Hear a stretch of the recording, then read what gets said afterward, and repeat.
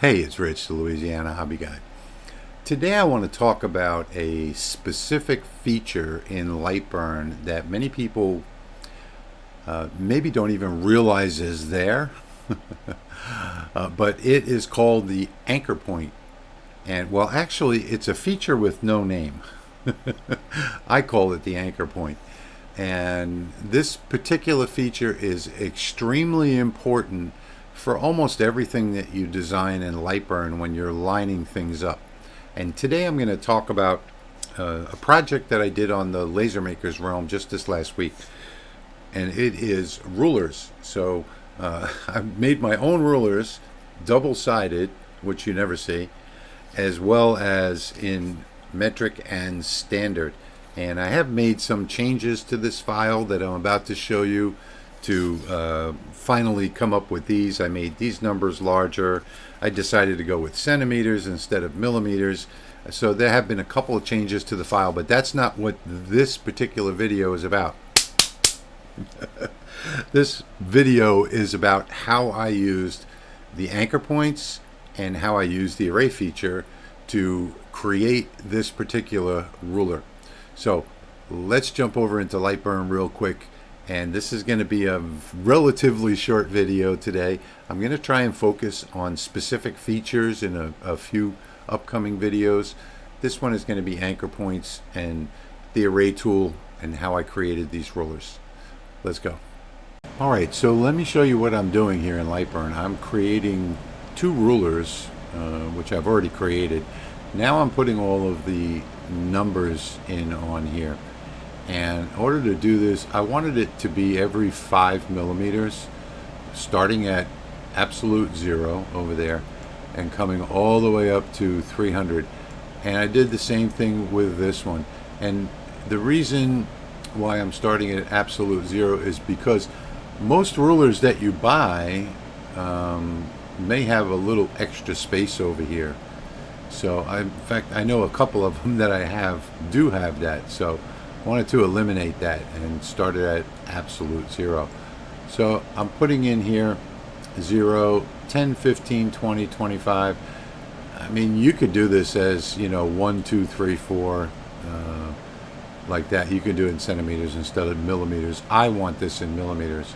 And I wanted to show you a feature in Lightburn that a lot of people don't completely understand. So what I'm doing is I've already done all of the tick marks up here. So now I'm doing the 5 millimeter extensions. And so if I come over here 1, 2, 3, 4, 5 and I select that one, I want to make sure that my alignment tool over here is up on the top middle. Normally with everything I do, it's in the middle. So almost everything that I do is going to be in the middle. But if I use that in the middle, I'm going to resize this to 10 to match this one. So if I resize this to 10 with that in the middle, you see what happens? It expands from the middle. And I don't want that to happen. What I want it to do is I want it to expand downward. So I'm going to hit the top middle is where it's going to start from and go down. Now when I change it to 10 millimeters, you'll see it goes straight down without moving. So that's just a little quick tip that I wanted to show you today. And I know you're going to enjoy this quick video, but just to go maybe one step further, what I did here was I used the array tool and I just drew one line and then I created an array all the way across 300 millimeters long.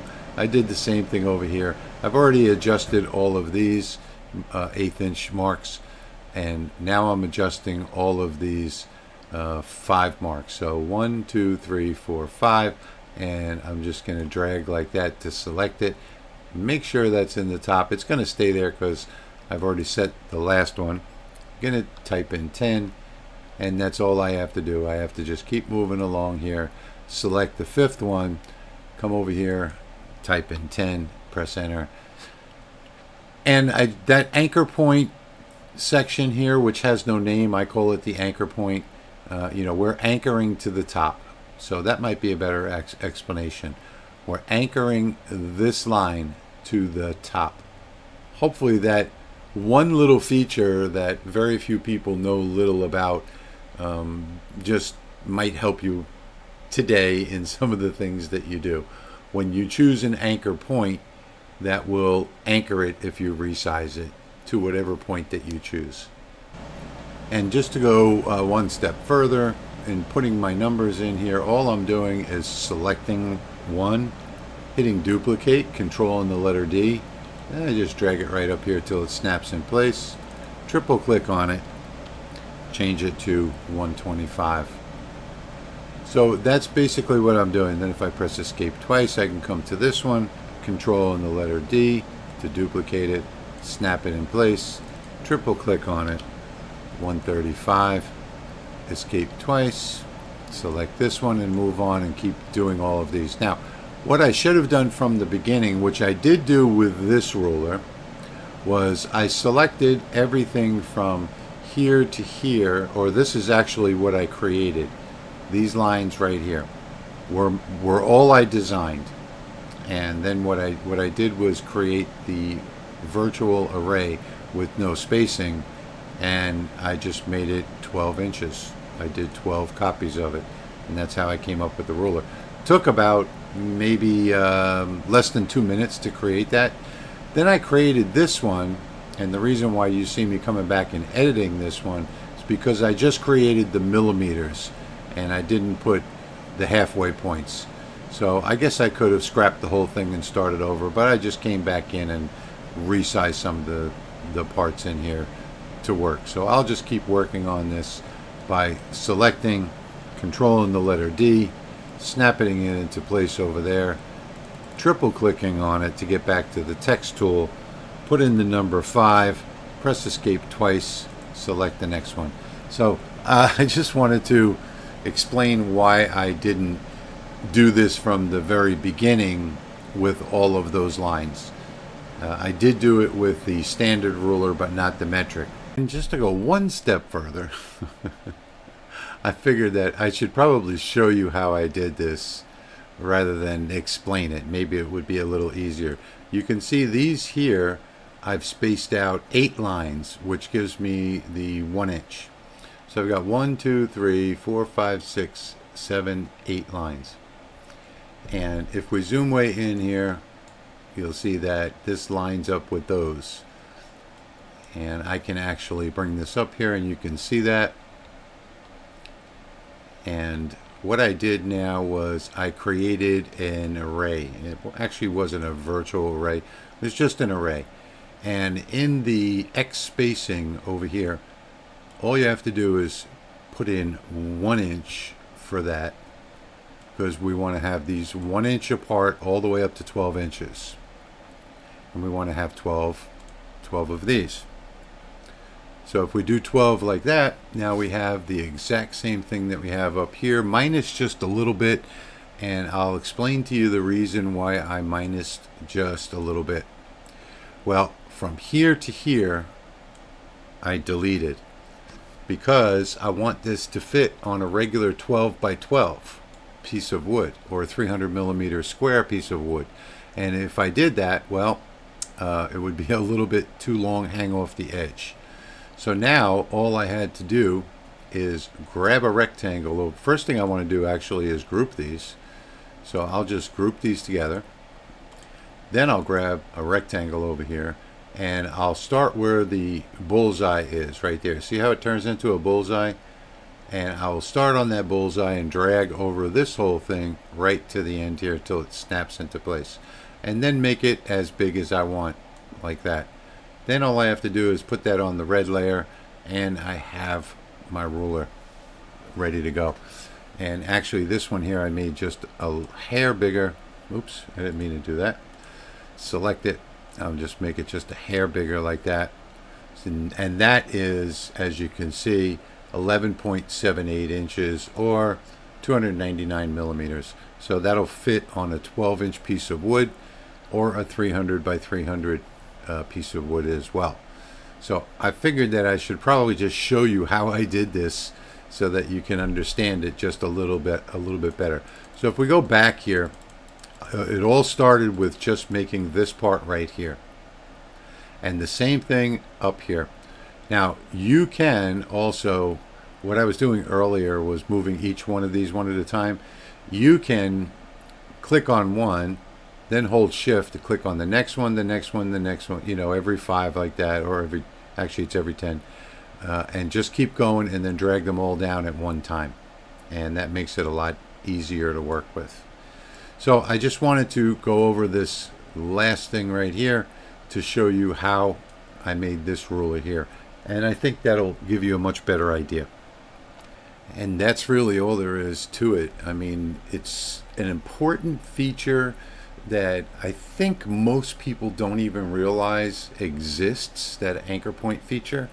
And if you play with that a little bit, just take a couple of shapes and move them around with the anchor points, different anchor points. You'll see exactly how that works. It sort of doesn't feel intuitive at first because everything is opposite. So you saw that when I chose the top center, it moved it center down. Well, it really is intuitive because that's where the origin was the top center. And when I resized it, I wanted it to grow down. So selecting that top center position, well, that made it resize going down.